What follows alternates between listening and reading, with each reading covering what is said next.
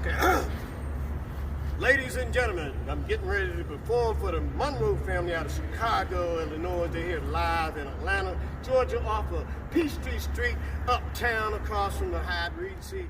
Entertained by the fantastic hands of Swiss Lancaster out of Washington, D.C. As you can see, the D.C. and Maryland at top and everything. But this was, here we go, to the Monroe family.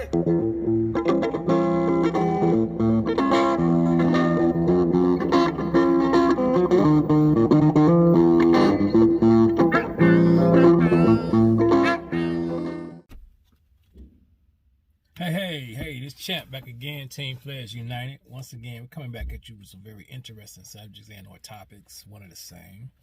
Hey, me and a couple of my partners were sitting back talking. We was just going over a few of the states that we actually covered throughout our travels. I know I didn't touch primarily all 50 states, and a few of my partners, we were talking about some of our interesting stories of some of the states that we covered, and we went through some interesting people that we came across, some of the most delicious food that you can actually find, some of the interesting trucks that we've ran across out there. There's a lot of guys out there really putting money into their rigs. I mean, man, they working them like classic cars nowadays. And myself being from Chicago, Illinois, I got tons of stories. But even from going through California, Texas, New York, Minnesota, I got story after story. But I'm going to pick for you today Chicago, Illinois, and what Chicago is actually known for. Besides the food, interesting people, landscape is, it's just typical. But what Chicago is really known for, and I know some of you cats out there going to say, no, we got you beat on that. But that damn cold weather, that cold ass Hulk that comes through there off that lake. Being a driver, like I said, I said in one of the other commentaries that I've been out there since 2012. So I like to share with you guys some of the do's and don'ts, especially when you're getting started out there and you run across this cold weather, especially on your own rig. On your own rig, everything is on you. There's nobody to take that truck into, so you got to have your paper stacked, and you got to know what you're doing. You got to have a mechanic that's willing to work with you, and you're going to find some mechanics that's trying to rip you off as well. But the same token, hey, you got to know what you're doing out there. Some of the interesting things that I've been through, experiencing the cold weather, with a rig, I may add, because I was born and raised out there, so we used to sled off the hills all the time as kids. We had a ball out there. But the pre-trip and prepping your truck to go into weather such as in Chicago, Minnesota, New York, Michigan, so on and so forth, you better be on your A game going out there. You better pay attention to some of the old heads telling you what and what not to do out there. There's some things that I can tell you here that can help you get out of hot spots, but in the same token, they're still not the best, but they will get you up out of there. Being out there my first year, let me tell you, it was a beast. I lost a lot of money in that first year, man, making dumb ass mistakes. Let me start off, coming from Georgia, a lot of things I don't really have to pay attention to. What you should anyway, but emptying them damn air tanks, getting that condensation out them air tanks. You won't think much about it being out here when it's warm and, we might hit 20. We might even hit 5 degrees at one time throughout the year, but we back up in the 40s come midday. Very seldom we gonna get a 30 or something like that, but we do, but it ain't nothing like during the midday, because we will hit below freezing in the morning, but by the time the midday hit, noon, we start to warm up a little bit. Well, Chicago, I'm just speaking about Chicago now. I know it's some more states out there, Midwest and the North. But anyway, I was out there and I didn't get the condensation out my tanks. I'm out there rolling. Man, them lines froze up so quick. It was this particular day we were out there. It was 27 below zero. Below zero. It was so cold, somebody needed to call the police because it should have been illegal just to be up out there. It was just that cold. and the airlines froze up. Man, you know, the brakes, the truck don't want to move. When that airline frees up and that condensation pushes through your airlines, it will stop you from moving. Everything is going to shut down. It's going to be like you pulled your air brakes. That joker will shut down. And one of the things that we found that actually helped, because it was we call it shade tree mechanic, you know, he called one. He said, hey, you want to get moving to get somewhere to get it situated, get the air out of there, get that water out of there, brother. He told me to go get some 90 proof rubbing alcohol. That's what I used to get out that spot. Pouring it down into my glad hands, pushing it on through there to unfreeze them lines, to be able to go ahead and get them wheels to spinning so I can get to a safe zone. Same token, you got to get that stuff up out of there. You got to do what you got to do. So listen to your mechanic. Don't take, I said, put it up in there and you're going to leave that crap up in there and mess up, you know, your lines. So alcohol will eat up the rubber and plastic. But that's what got me out of it. But that was one of the main things that jammed me out the first time around getting out there. Besides that, I was out here in the South and I ran out of windshield wiper fluid, and it was one of them days. It was a real dirty, muddy day. I had to go drop some stuff in Macon, Georgia, and there's a field out there I had to drive my big rig into. I was like, man, aim, get your water hose. Put some water up in there, and used it. Forgot it was in there, you know, not even paying attention. And I went up in the Midwest. Line froze. Stupid stuff. Straight stupid. But, you know, hey, I did it. It's a mistake. I'm just telling you, don't do it. You know, yep, here come alcohol again. Save the day. But it tore up all the rubber and the line and everything. I'm thinking, you know, not knowing. Put it in there. Oh, it's good. I'm going to leave that stuff in there. Tell my damn line that rubber one, that alcohol woman ate up everything. But it did get my line froze. But, again, get that stuff out of there. Consult your mechanic. Make sure you're doing the right thing. First and foremost, just make sure you got fluid up in there. One thing Cowboy did. Cowboy turned around, and what was interesting about him, one mistake, it hadn't really nothing to do with weather, but it was a mistake of his. Some old nutball, his antifreeze was low, and some old nutball. Now, mind you, he was rocking the green antifreeze in his unit, and he went to this particular store, and they didn't have exactly what he's looking for. So the guy said, "Hey man, use the red." He put that stuff up in. He said, "It's no big deal, none whatsoever, man. Just antifreeze. Don't mix that damn antifreeze like that. Don't put green versus red or orange up in there. That stuff will gel out and turn into a thick mud." I'm telling you, once that stuff hit up, I don't know what the chemical imbalance is with those two, but once he got it up in there, it turned around, it gelled up to mud. Man, we were sitting there rinsing that radiator out. Felt like a whole day putting the hose down there trying to flush that stuff like it never kept coming up out. Would never stop coming up out of there. Keep your oil change. I'm going to try to make this story sweet and short and sweet. I turned around, my oil wasn't changed. It was bad. I went way beyond the miles on there. And again, 27 below zero. Man, I was sitting there. The oil down up in there had got, it wasn't that bad. It was cold. So my crankshaft, the oil got so gelled up that when I was trying to crank the truck, the crankshaft wouldn't turn. It was like something, like I was throwing a rod or something. It was like, it just wouldn't catch. And I was like, damn, what the hell's going on? I had to call my uncle. He was saying what was going on. I had to go rent a,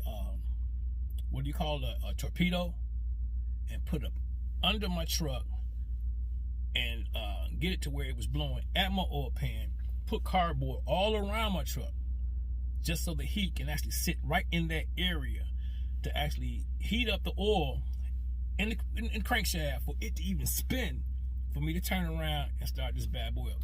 That's how cold it was outside. And I also cater to bad oil change, not keeping oil changes going into that cold ass weather. Another scenario, keep your fuel above half rocking out there. My fuel line froze. it froze. And one of the main reasons, because I didn't have the anti-gel caking agent in there. But still, keep your tanks above half.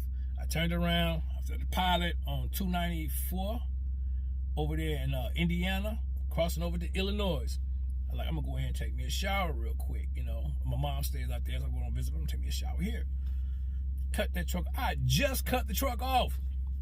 Went in there and took a shower. So yeah, I might have took like 35, 45 minutes, you know, kind of relaxing, taking a shower. I got out there, man. My truck ran like crap. The fuel gelled up straight through the filter, through the line, the whole nine. Man, I'm not gonna get into how much money I spent over all these problems, tedious problems, dumbass problems that I should have been aware of, not listening to other people, because I know every fucking thing at this point in my life, because hey, I got a truck, I know everything. Yeah, right. I paid out that yin yang to get these situations repaired. Check your air pressure on your tires. You know, that should be something. I shouldn't even have to say that, because you know, if your tires are low on one end, on one set, you can eventually damage and tear up your other tires. And then, you know, and that's how it goes, because you gotta have your air pressure even across throughout the whole truck. But that weather out there, I'm telling you, if you're not well prepared for that weather out there, you're gonna be down.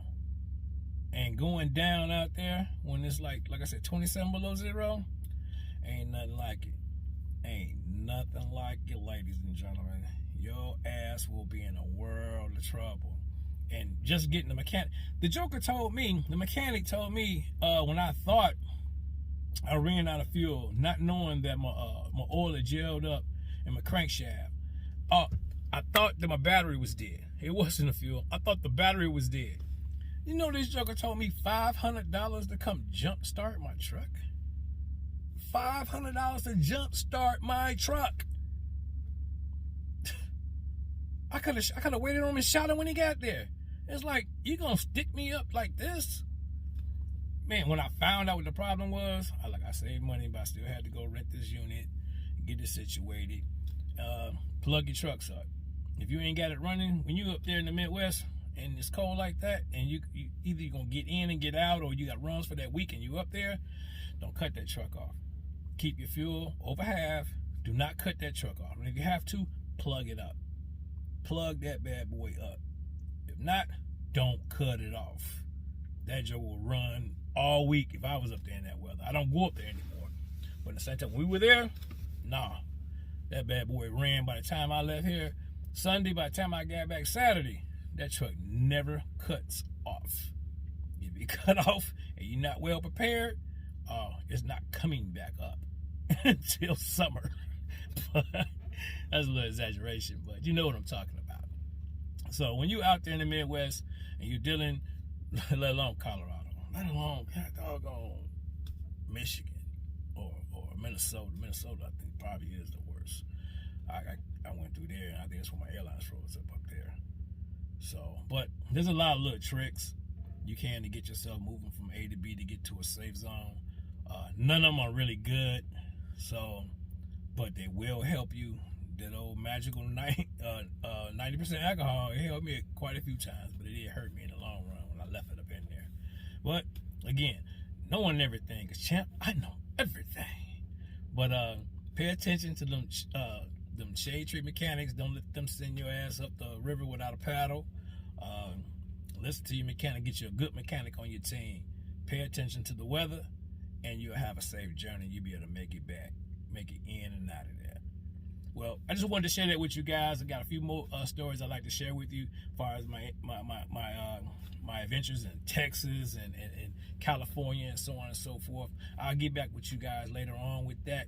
I wanted to drop that on you guys real quick and give you that, because I know it's cold right now. And January and February is the worst months to be up there, because the temperature, the bottom is going to fall out. So this is Champ signing out. Please subscribe.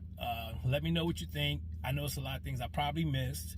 And y'all just keep it in the road up there. Be safe out there, and look out for one another, and be safe. This is Champ signing out. Team Players United. Peace.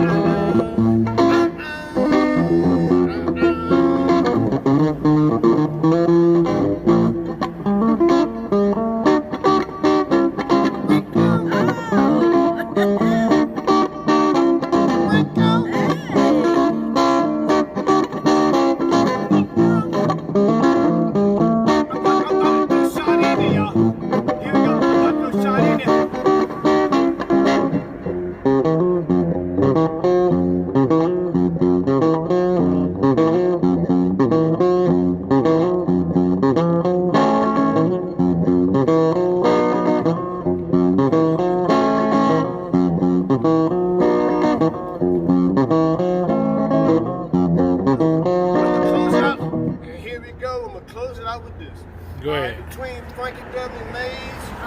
You better not do no Frankie Beverly and Mays. I'll tell you what, since you guys have been generous, tell you what, between Frankie Beverly Mays, Mr. Monroe, and Mrs. Monroe, is it gonna be Frankie Beverly Mays, another Kappa Sade, Earth, Wind and Fire, or is it going to be Kool and the Gang, or is it gonna be the OJs? Your choice. What you got? What you got? I know, right? I love Mays. You do? Yes. Oh God. Yes. Here we go. Here we go.